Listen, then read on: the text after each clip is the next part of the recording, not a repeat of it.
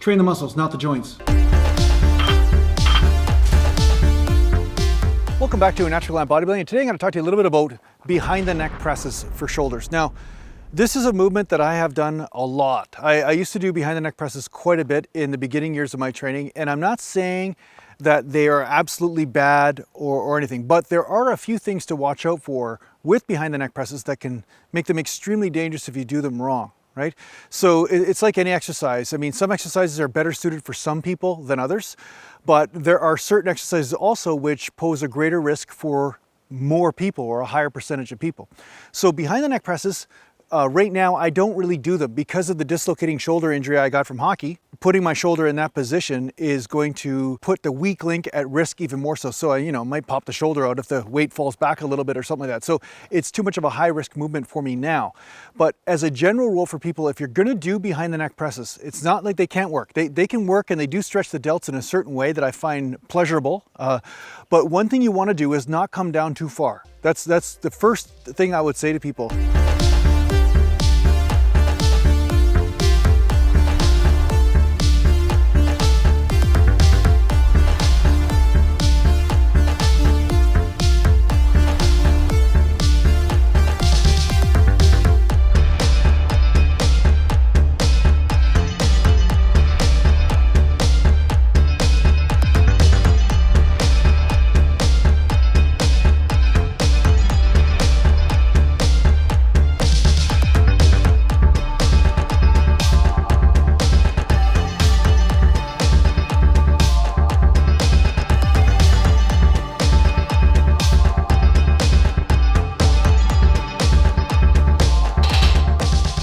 And as a general rule for me, I would come down to where the bar is in the middle of my head, like just above my ears, and then come up again. But I've seen some people where they come down extremely low and they overstretch the shoulder joint, or they bring the arms back like this, and then they basically risk tearing the labrum or messing with the shoulder, right? So if you tear the labrum, once again, you've got a dislocating shoulder injury. And I know a few guys that did this to themselves from behind the neck press. They were going too heavy and with too excessive a range of motion, and they actually dislocated a shoulder. And for the rest of their life, it basically was a career-ending injury for them. They really could never get that shoulder stability back after that injury. So this is something to bear in mind. I know personally several people that have done this to themselves. So, if I know personally a few people that have done this, then there is probably a lot of people out there that have injured their shoulders from behind the neck press because they have underestimated how dangerous a movement it can be if done under the wrong conditions. So the first condition I would say is limit the range of motion to where you feel the pressure in the delt or the belly, but you're not feeling it so much so in the insertion points. Kind of like basically the rule that I apply to most exercises. You don't want to feel it right in the joint, and you don't want to feel a buildup of pressure in here. You definitely don't want to be overstretching the labrum, right? So you don't want to be basically throwing the weight, like by externally rotating too much and then coming up.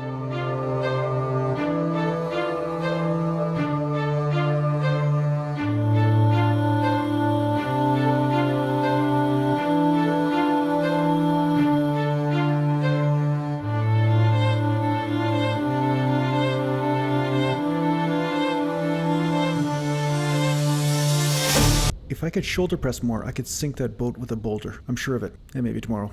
But the next stipulation I will put on this is don't use heavy weight for this exercise. It is not a safe exercise to be doing a 5-rep set with, or a 6-rep set, or even sometimes a 10-rep set. I would stick to anywhere from sets of 15 to 35 reps if you're going to do behind the neck presses.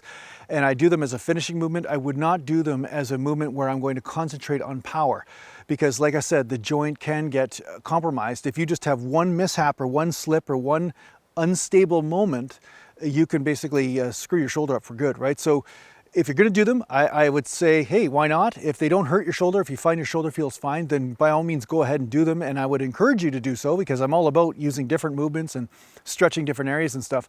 But if you're going to use this movement, just make sure that you err on the side of caution as far as the weight and the range of motion, for sure. So yeah, that's my 2 cents on behind the neck presses. I'd rather do front presses if I'm going to do super heavy weight. Shoulder presses are great. Behind the neck press does just pose a little bit more risk to the shoulder joint. So I hope this helps you out in your training. Thanks a lot for watching. And if you need to get hold of me, just go to naturalgallantbodybuilding.com. And thanks a lot to the Patreon supporters, and take care for now.